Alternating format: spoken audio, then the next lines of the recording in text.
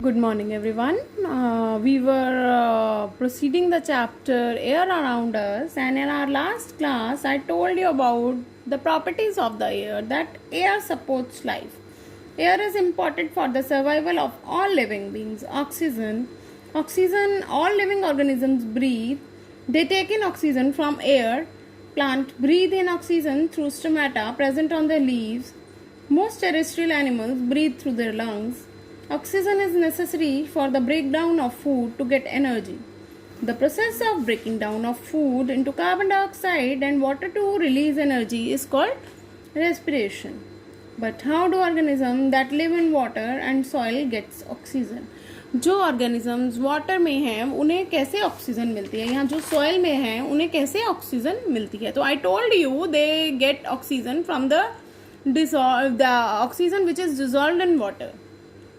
So fish breathe in oxygen that is dissolved in water through their gills. The plants which float on water have stomata on the upper surface of the leaves. They take in through the stomata.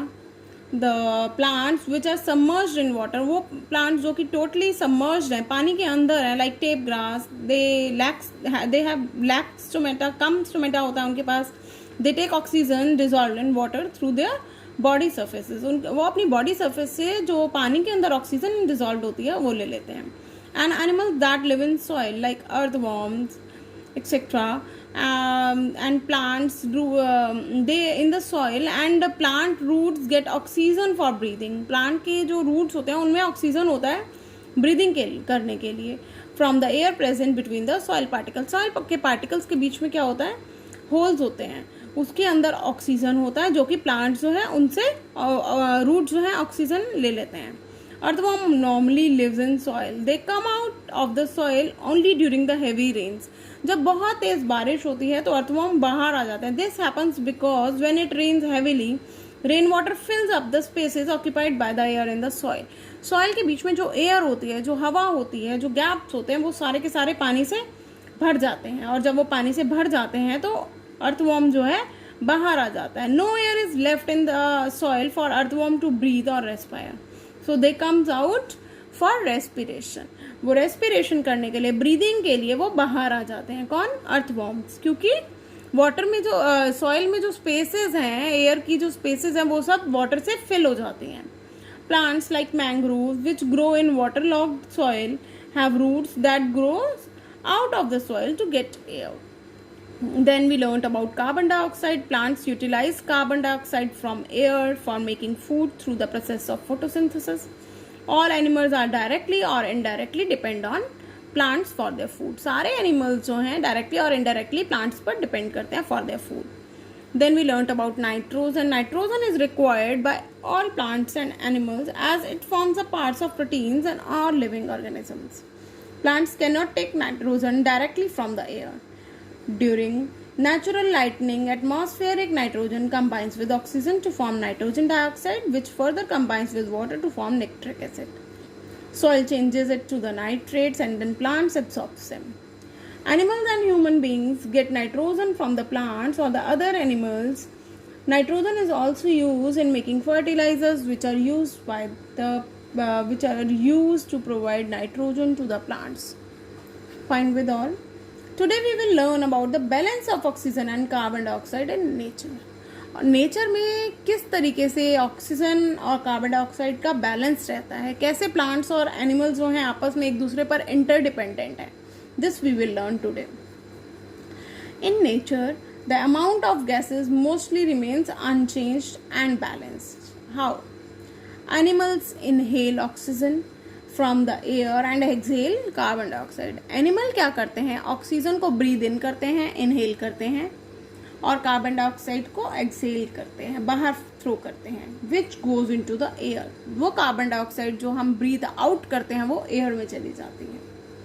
Plants also use oxygen for respiration. Plants oxygen को use करते हैं respiration के लिए.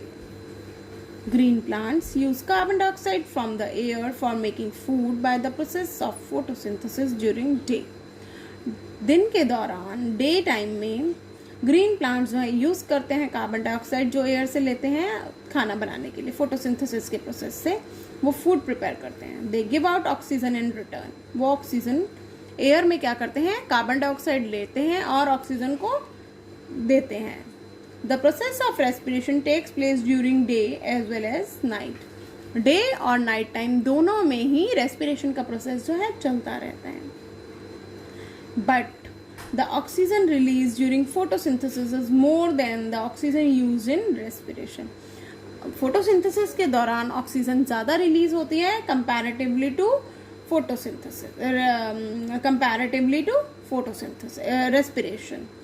photosynthesis में ज़्यादा oxygen release करते हैं, respiration में कम ऑक्सीजन रिलीज करते हैं.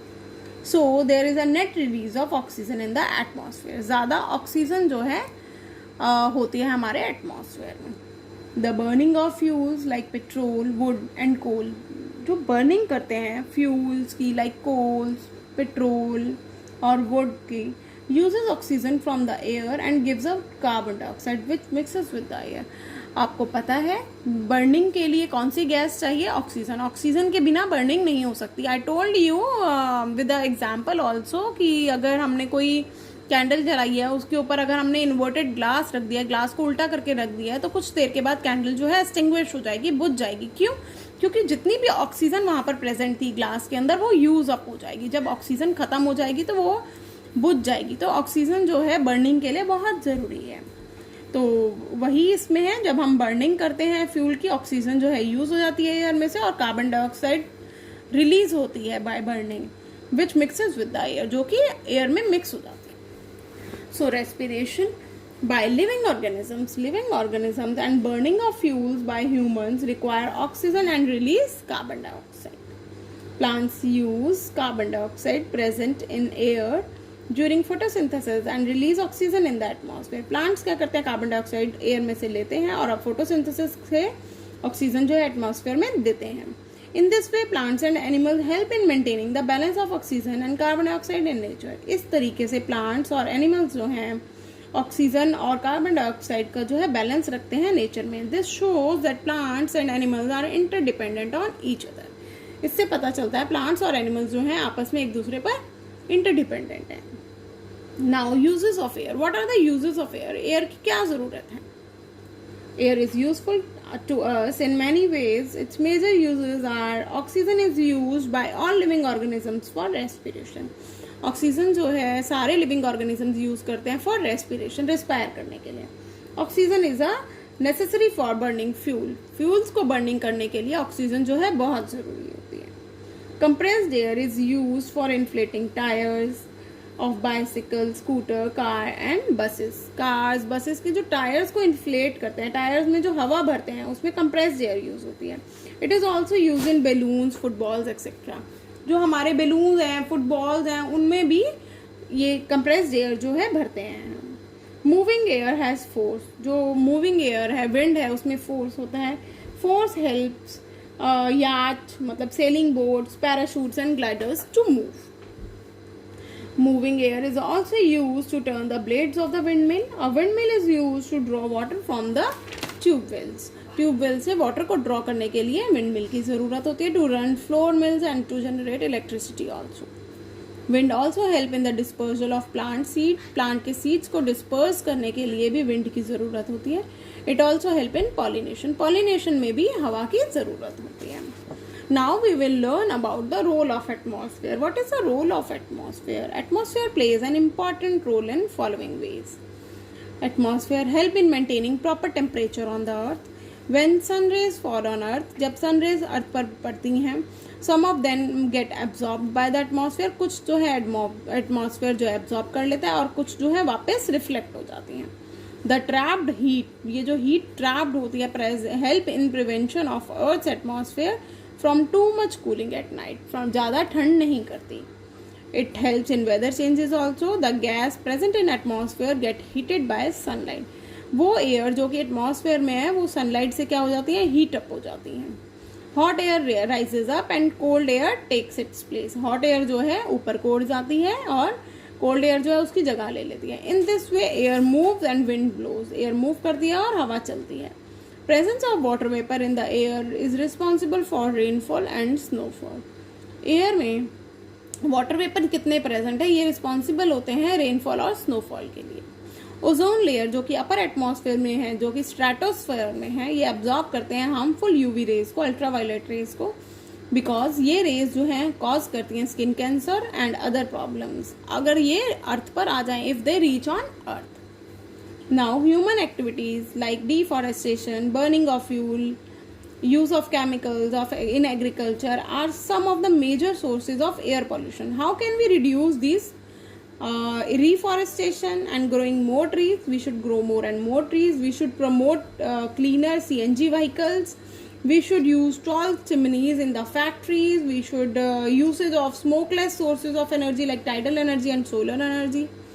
Usage of lead free petrol and catalytic converters in automobiles. अगर हम ऑटोमोबाइल्स में लीड फ्री पेट्रोल यूज़ करेंगे जो कि पोल्यूशन कॉज नहीं करे, अगर सोलर एनर्जी यूज़ करेंगे, smokeless sources of energy use करेंगे, अगर हम टॉल चिमनीज यूज़ करेंगे, इंस्टॉल करा देंगे फैक्ट्रीज़ में, अगर हम एफॉरेस्टेशन करेंगे या CNG यूज़ करेंगे इंस्टेड ऑफ फॉसिल फ्यूल्स, तो हम एयर पोल्यूशन को रिड्यूस कर सकते हैं। Thank you everyone, this was all for today.